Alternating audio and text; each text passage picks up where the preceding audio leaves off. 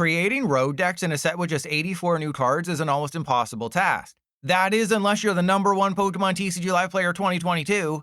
Yeah, like me squeezing the last drop of secret sauce out of 4 of the wins so I can come up with new deck ideas that I pass off as mine, I was able to find 6 decks coming in Pitch Black that will win games 10% of the time. Because as we all know, a road deck isn't about dominating the meta. It's about whipping out a convoluted 10-card combo that somehow beats off high-level players, leaving them baffled. First up, we have a Pokemon that reminds me of my second ex-wife. Because degenerates enjoy gambling on things like horsies and whether or not the chicken that's pinker than my cheeks after getting clapped is cooked, I imagine Wailord EX will be the most popular Pitch Black road deck. Go second, do everything in your power to have a Wailmer in play, preferably not in the active, and finish your turn with a Misty's Vitality. And that's basically the whole strategy. Boasting a mammoth 380 hit points, Wailord EX requires 5 water to deal 270 damage with an attack named after a movie from the 90s where the protagonist goes on a killing spree, putting itself to sleep in the process. As I tweeted recently, Pokemon TCG Live is still broken when it comes to Festival Grounds healing status conditions, which is pathetic. Luckily, Bubbly Water Energy exists. Attach it, Wailord can't be put to sleep like it's just finished eating a school of wishy-washy and entered a food coma. For the other 4 water, that's what you need Misty for. At the cost of ending your turn, she accelerates 4 water from deck. 3 ways of playing Wailord have popped up in Japan. The first is with Cinderace. You still want to do everything in your power to get a turn 1 Misties, including playing more Call Bell than a sane person should, but the bunny is a decent backup. Attack for 50 damage with Turbo Flare, KOing a Badoo, accelerate 3 water. Problem is, if you don't start Cinderace at the beginning of a game, congratulations, there's now 4 dead cards in your deck and a Misty is your only hope. The list is fairly straightforward. I'm not sold on Gwen, who's really only there to get rid of your extra Cinderace, so don't be afraid to swap them for Morty or Iris. Otherwise, just try to use your powers of ESPN to prevent them from ever finding an early bosses, then wall with 380 hit points, hoping 270 damage is enough to carry you through.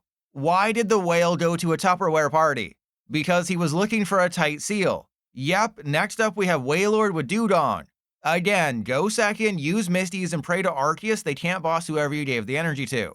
While I did see a straight Wailord plus Dewdong list, I think you need to pair it with Mighty Kangaskhan. If Misty's your turn 1 supporter, you need a way to draw cards. Plus, Kangaskhan's a decent place to put those 4 water as Misty can accelerate to anybody. Then use Latios to retreat and Dewdong to move all those energy up to a Wailord. This is a rare instance where Scoop Up Cyclone makes sense. It also doesn't require 4 Misties since Meowth EX and Ultra Ball exist to help find her. Though I wouldn't blame you for not believing in the heart of the cards and maxing out on Pokégear and Misties. Finally, due to its lack of moving parts, the Munkidori Wailord list will probably have the best chance of success. Since Wailord's attack comes up short on most evolved EXs, its 380 hit points is the focus. Survive some hits and use Munkidori to spread damage counters with Heavy Baton, allowing you to loop attackers. Unfortunately, this version highlights the main issue with Wailord. Well, there's lots of issues, but the main one is that you only ever want to be using 1 copy of Misty. While you need 4 to increase your chances of seeing one early, after turn 1, it's unlikely you'll be using her again. The worst part about the Pokemon trading card game is thinking, so why not shut off that pesky brain and use a deck requiring 0 strategy other than playing every card you can every single turn? That's where Relicanth comes in. For any energy, Relicanth does 10 base damage plus 30 more for each fossil on your bench. Since I know you just turned your brain off, I'll do the math for you. With a full bench of 5 fossils, Relicanth is swinging for 160 damage, which is coming up short on every EX. Luckily, there's a Helper and Brave Bangle, which only ups you to 190, basically only allowing you to KO Meowth. You could play Spiky Energy, but that requires your opponent to also have shut off the rain, and also skipped Munkidori. Still, Relicanth can 2-shot almost everything, which isn't horrible. Naturally, Fossil Quarry plays a huge role, immediately benching 2 fossils from deck. So you're dealing at least 70 damage turn 1 if you find it. While there is some method to the madness of putting 20 or so fossils in your deck, like Root Fossil increasing basic Pokemon attack cost by 1 pip, you're supposed to attack with Relicanth every turn. And the main reason you overload on fossils isn't just to increase your damage. Fossils themselves can't retreat and must be discarded. But your bench has to be full of them, leaving no room for Relicanth, yet they can't be recovered. So like my Tinder strategy, it's a quantity over quality situation. There's no real spice in the list aside from maybe Larry Skill discarding your hand to find a Relicanth, Water, and Lilies or bosses. It'll win very few games, but when it does, you'll feel unstoppable. If you want to increase your win rate slightly, why not evolve some of those fossils? A lot has to go right, and you do hurt your early and potentially late game power, but it makes Relicanth slightly less one note. Tyrantrum gets 330 hit points if there's a special energy attached, Archeops can devolve any of your opponent's Pokemon if it's in the active, and Tirtouga punishes anyone who dares to play more than 6 or 7 items. What you should take away from this list is that Relicanth isn't good. Instead, use this as a stepping stone to realize that literally every fossil Pokemon is now playable thanks to the quarry, opening up several new and exciting strategies, including Bastiodon Handheld Fan, but you wouldn't be that evil, would you? Sticking with the fossil theme, there's Rampardos EX. You'll only live the dream of knocking out a Budew with Skull Fossil's ability once every fortnight, which is fine since the whole strategy of the deck is to limit their energy. Boasting a good 330 hit points but a dreaded grass weakness, Rampardos' ability is a crushing hammer for their active. Flip heads, they lose it. Flip tails, you lose it and flip the table. You will need to get lucky a few times per duel if you want to win because Rampardos' attack sucks at first. For 2 fighting, Rampaging Hammer only does 150 damage. Should Rampardos survive though, that's up to 300 damage next turn. Give it some Gatorade, that's one-shotting Dragapult. Obviously, Fossil Quarry is your main stadium to bench Skull Fossils, but what do you do about energy? Naturally, Cinderace is the answer. Fossils aren't basic, so you can't start them. Put a lone basic in your deck, mulligan 6 or 7 times, and cross your toes and clench your cheeks that Cinderace is in the opening hand. Sadly, there aren't many other reliable options to fulfill a double fighting energy cost on a stage 2. Sure, Neo Upper exists, but there's a better ace spec for this deck. And both Waitress and Rose's encouragement are supporters that aren't very encouraging. Since the deck relies so heavily on stadiums to get your fossils, Tolrus's Thickacity is a must, making Grand Tree an amazing choice for ace spec. Just remember that Kyurem can attack for a single colorless after putting Tolrus in the bin. Okay, we've solved the energy issue, the whole getting a stage 2 fossil into play issue, and the whole dealing with Dragapult issue. So what's the problem here? Well, the 2 best energy disruptorers are Elgium and Turtonator, except they attack for a Psychic and Fire, not fighting. Which means you're basically doing nothing except attacking with Cinderace until you get a stage 2 up and running. Worst of all, Boss's Orders exists. Again, Rampaging Hammer only does 150 damage. If they boss up anybody on your bench after Rampardos attacks, the bonus 150 damage effect is nullified. So instead of 300 next turn, it's back to 150 again. Which is where Bastiodon comes in. Instead of surviving a hit or believing in coin flips, stop them from dealing damage entirely unless they have 3 or more energy attached to their active. Every grass deck except Beedrill or Festivalite is still an auto loss, but with a little luck, you might do some things with this annoying combo. Rampardos has barely done anything in Japan, but if you want to build it, this is close to what you want. The singular basic can basically be anything. Kangaskhan simply offers up a backup attacker and a card drawer, though it could be someone else like Shaman or Psyduck or Patrat. And you could always cut a Cinderace for Rosas or go down to 2 Bastiodon for a potential Hand Trimmer or Xerosic since you will probably mulligan a bunch. Just remember that Bastiodon has to be on the bench for its ability to work, so you always want 2 in play at a time if possible. Oh, and Magnetic Metal Energy simply allows Bastiodon to retreat or potentially attack in a pinch. For other ideas, one does not simply take a Tyrantrum list and swap in Rampardos. The strategies are widely different. Rampardos gives up an extra prize card and doesn't work with Counter Gain or Crispin. Still, Mega Lucario and Barbaracle can be ways to power up the big dinosaur if Rabbit isn't on the menu. Ultimately, as a road deck connoisseur, I can see that Rampardos has a lot of holes, relying heavily on coin flips and starting Cinderace. But if there's one thing I'm good at, it's filling holes. I personally want Vikavolt to succeed. I just know in a Dragapult world where spread decks are everywhere as well, its need for a lot of bench Pokemon will hold it back. The stats on Vikavolt are almost perfect. So long as it has a Voltaic Lightning Energy attached, it can launch Giga Railgun, which does 260 base damage. With 1 Voltaic attached, that's up to 280. And with 2 Voltaic, you're swinging for 300. Add a Brave Bangle, that's 330, and you're one-shotting Dragapult. Unfortunately, you're more likely to have 1 Voltaic, meaning 310 is what you're typically dealing, coming up short on Dragapult by 10. But against Mega Frostlass, Mega Greninja, Mega Starmie, and Mega Kangaskhan, or any basic heavy EX deck, you're feasting. It's just a shame that Dragapult is going to be a third of the meta. Regardless, the early game consistency of the Stage 2 deck is very high.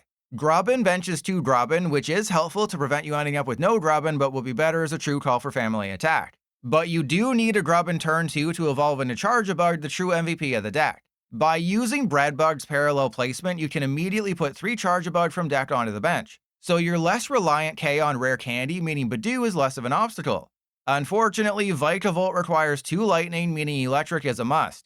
And with so many weak single prizers, you need Shaman to avoid auto-losing to Slowking and Greninja and Wellspring Masked Ogerpon. Except you don't have room for all these Grubbin and Charjabug and Electric and Shaman and Pheasantipity. But there's also no space in the list for Area 0 and Terra. All this is to say, what you see before you is a Trust Your Pilot special since no one in Japan did anything with Vikavolt.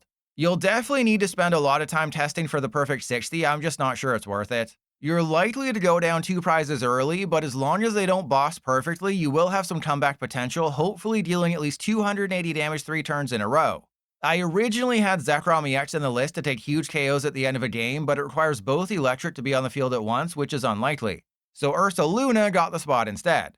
If you have any ideas on how to improve Vikavolt, please post them in the comments below. Because the Pokemon Company gave this line a stage 1 with a water duplicates attack, and we can't let that go to waste before the thing rotates in March. Going all out like me at a nude beach, Slowbro harkens back to the good old days of Gramble being able to one-shot ADP because back then dragons had a weakness and fairies existed. Nowadays, dragons are much more balanced and don't have a weakness, and the only way to knock them out is to put a 2-prizer into play who gets easily one-shot by the best deck in the game.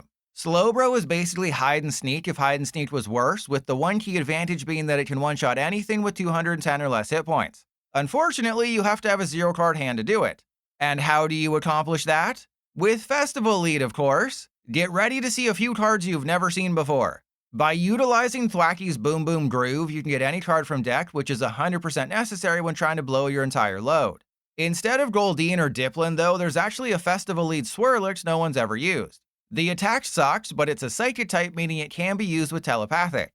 Additionally, you run the new 70 hit point all-you-can-yeet Slowpoke since you have to play Poffin to find Grookey. The main issue with any 0-card hand deck is that you have to have a 0-card hand. Stadiums and supporters and energy become massive problems since you can only play one of each per turn. Except you have to play them to not get stuck like my stepsister in the hole I dug at the beach. So you need to get creative. Hilda's a no-brainer to find an evolution in Telepathic, while Gladion allows Slowbro to one-shot things with 290 or less hit points. Then there's Cassiopeia. If it's the last card in your hand, she can get any 2 cards from deck. One of them could be Academy at Night, which takes a card out of your hand and makes it your top deck for next turn. It's better than Prism Tower since that one draws you a card and forces a discard of 2. If you think playing Festival League with Gladion is going to require too much thinking, this list will make your brain explode. You essentially have to know every card left in your deck at all times, choosing which ones are most expendable in that particular matchup. Don't get me wrong, this has a decent chance against Dragapult provided you don't prize Clefairy and they don't ever KO Clefairy. And the hallmark of a true 0-card hand deck is having to use Pokemon Catcher at the worst possible time, hoping for Tails. I will add that despite what you may have seen at a pre-release, Silvally isn't exactly the best partner. Whereas Thwacky can get you any card at any point provided Swirlix is in the active, Silvally only gets you a supporter and only when you have 0 cards in hand.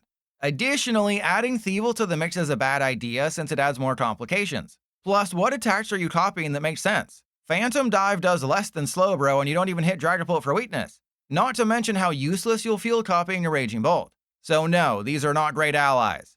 I was going to make this last section about Armor Rouge, but then I realized it's a Rouge deck, not a Road deck.